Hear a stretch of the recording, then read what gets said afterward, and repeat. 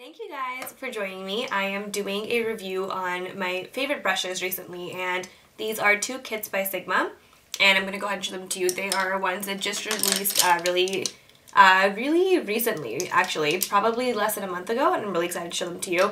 Sorry I sound like this. I've been sick for the past week, and my voice just doesn't seem to be clearing up, but I really wanted to film this for you guys because I had a few days off since I've been sick and whatnot, and I thought that I could go ahead and get this done for you. So Sigma released 3 brush kits recently the past month. One was the Extreme Color Payoff, one was the Perfect Blend, and one was the Spot On Concealer. I wanted to get these two brush collections, one because for the Extreme Color Payoff, I honestly just needed brushes that were going to be like very normal, just normal brushes for your eyes that could just put makeup on. I wasn't looking for anything fancy. I really had not many expectations. I just wanted a good price for some normal brushes, but it really superseded my expectations, and I'll go into why in a second. And then as far as the Perfect Blend kit goes, I love blending brushes. I think that those are probably the most essential part to your eye look. If you can make do with anything in terms of putting on eyeshadow on your lids, but as far as crease work goes and blending and making it look really fantastic, you need good like blending brushes. So for that kit, I had expectations.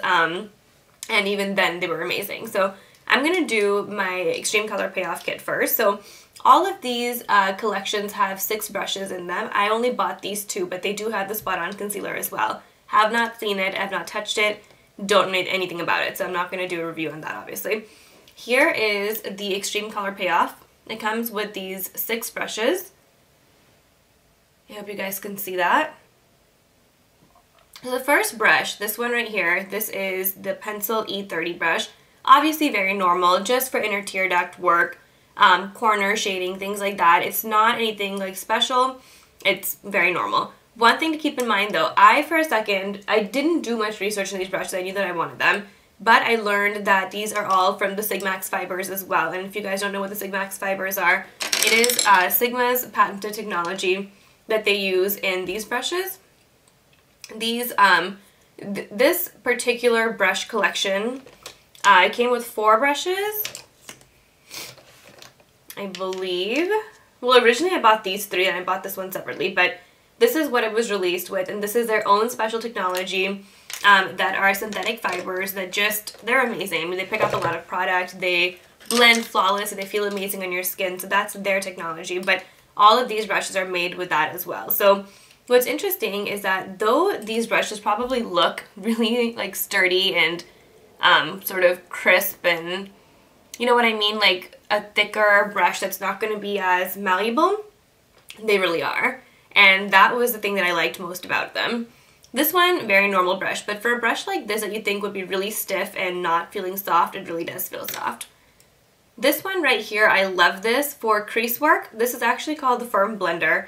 Not sure why it's in the Extreme Color Payoff kit, because I imagine these brushes just to be like for normal lid work, but this is the one blending brush that they did give. And this is actually what I used to do my crease today. So, I mean, normal blending brush, but a little bit different than ones that you guys have probably seen before, like the famous 224 by MAC. Huge difference in size right there. Even the 217, which is also by MAC right here. There's just a difference in shape. I think that this one is a lot more dense, and if you guys can see that, you see how dense that is? It feels so soft though, picks up some great amount of product, kind of pointed at the tip, but not really. I really love this one. Then my next 2 are my 2 favorite ones in this kit, and they're probably the most simple, the ones I didn't really expect anything from. This one is the Firm Shader E57. Very normal. Yeah, it's a firm shader brush, but it is so malleable. It doesn't feel overly stiff. Like for example, here is my MAC 150 something, I don't know, 143. It's a normal MAC shading brush, and if you look, see how thin that is? And the top is really thin. It just feels different. These are natural haired bristles. This one is synthetic. A lot thicker, but I like this so much better. I think it really picks up product, and especially for those eyeshadows. I think that everybody has a few eyeshadows that I've kind of gotten sealed and don't, like, you know, a lot of product doesn't come out of it very easily. This one picks up a lot, and it's really, really great. I love the way this picks up product and displaces on your lid. I feel like I'm using a lot less product with this, and I've gotten a lot more use out of colors that I thought were pretty much dead, or that I, you know, had to really work with to make that work for me. Here is another one that I love. This is the Wide Shader E59. To be honest, I use this the most all over my lid.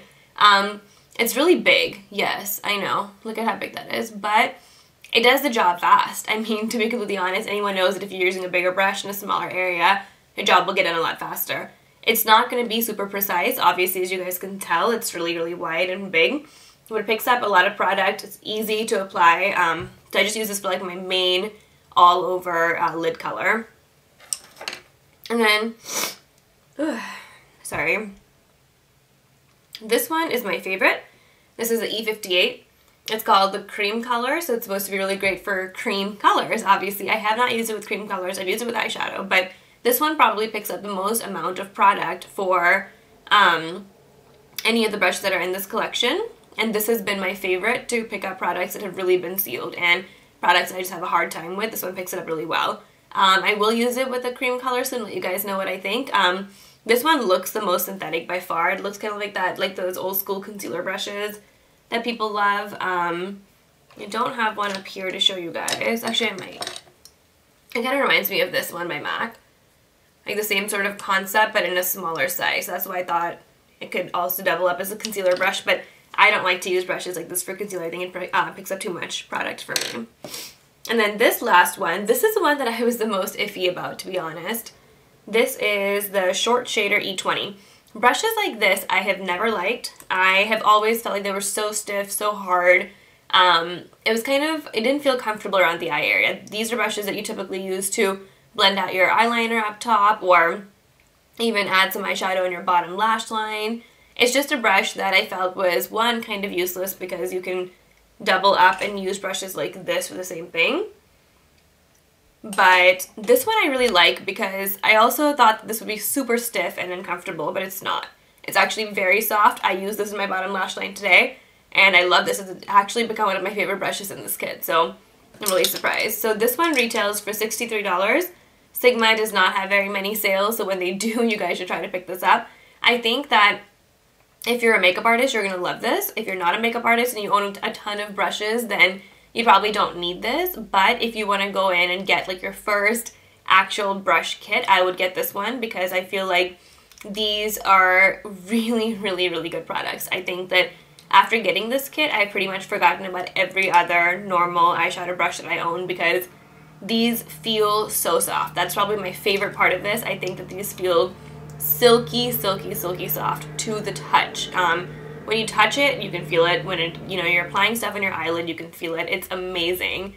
And I wouldn't expect that from a product that that looks so normal, to be honest. Like, I think that their technology has really done something amazing, and I think that you can definitely feel it when you're applying your product, so that feels great.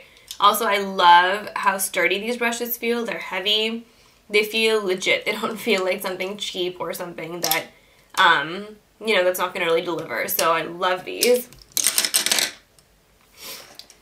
Then for the Perfect Blend Kit, this one's probably a little bit more interesting, but I love it nonetheless. It's amazing. So it comes with these 6 brushes, and I'm sure one of these brushes is really standing out to you guys, as it should since it looks so different. But here is the first one. This is a Highlight Diffuser E71. This is basically what it says it is. It's a highlight diffuser, so I would use it for my highlight up here. To be completely honest, I haven't used this yet just because I haven't been wearing much makeup recently since I've been sick. I have been breaking out. I'm sure you guys can see it in this video, and I just really haven't been wearing much makeup because of all of that. So I have not used this brush yet, but I can definitely see it working well for that. Also, if you wanted to, you can also use it as a highlight brush for your cheekbone.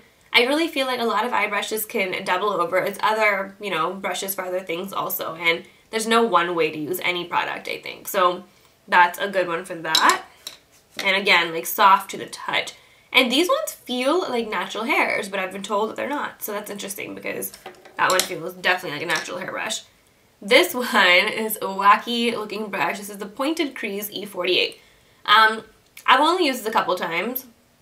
It's interesting because I feel like the way that it's built immediately makes you hold it in a weird way. You have to kind of hold this from back here. If you hold it like this, you are going to encounter a lot of resistance and it's really not going to do much. So a brush like this is meant to be held from back here, and you are just going to really easily sweep on colors. The problem is that this is so long, like this part of your hair right here is so long that it's meant to really just give you a very, very diffused sort of look. It's not going to give you a lot of precision by any means. Any brush that has such long hairs, and it never will, you're going to get the most precision from a really short brush because you have the most control over it. So for something like this, don't expect a ton of precision. Therefore, I would not use this with really dark colors or things that once you make a mistake is going to be really hard to go back and fix. This is going to be meant for those natural light browns, things like that are very normal that you can easily build up on and kind of fix that way. I haven't gotten a huge grasp on this brush yet. I like it, but I don't love it. I don't think this is a must-have. I think it's one of those things that they wanted to maybe come up with something really different and they came up with this. I need to experiment a little bit more, but I can't say this is a must-have by any means. So both of these I don't think are must-haves.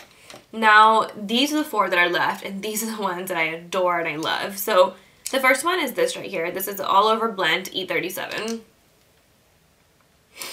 This is kind of like an in-between size. I feel like it's a little bit smaller than the 217 by MAC, but it's got more of the shape of the 227, but I really like it. It's definitely like the stiffest one out of all of them for sure.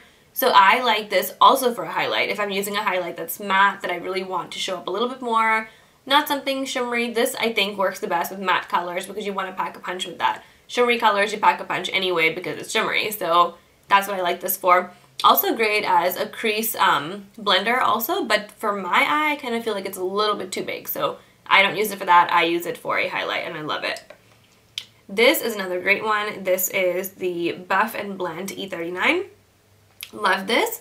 I tend to use this to kind of marry the 2 colors in my lid from my crease, whatever brown I've used right here, and my highlight color. I tend to work both of them together to get that diffused in-between look. So that's what I use it for, and I love it. A very short stubby brush, so yes, you are going to get a lot of control with this one also. So if you wanted to add a lot of color to your crease or to your lid, you can do it with this, but I use it for what I just told you, and I like it for that the best. Here to me is the MAC 227 sort of dupe. It's a little bit smaller, therefore more precise, and therefore not exactly like the 227. This is the Diffuse Crease E38. This to me would be the most normal crease brush in here, like what you normally use a crease brush to do is what this one would do. So I like that. And then this one right here I like a lot too. This is the Exact Blend E32.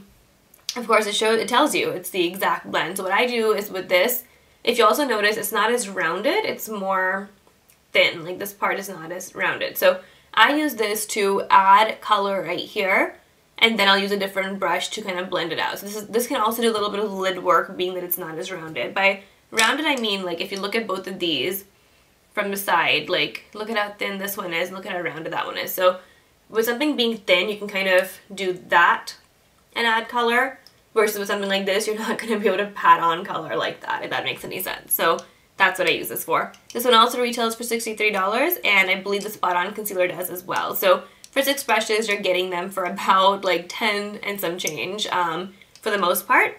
So I think that this is an awesome investment. For this, I would say that these 2 brushes are probably brushes that you are not going to really need. This is still a good brush, but I don't think it's a must-have if you've got brushes like this in your kit or for yourself. And this one, I think this is more gimmicky than anything else. But so I think that in terms of if you are looking to buy a good kit, you could probably, I think that you might do better with the other one that I just showed you, only because that has more basic brushes. And you also kind of get this blending brush with it too, so I feel like you kind of got a better deal in that way because you've gotten brushes for your all over lid plus 1 crease brush, which was kind of just thrown in though. So that is my review on these Sigma brushes. If you guys have any questions or comments, post down below and I'll be sure to get back to you guys. Bye!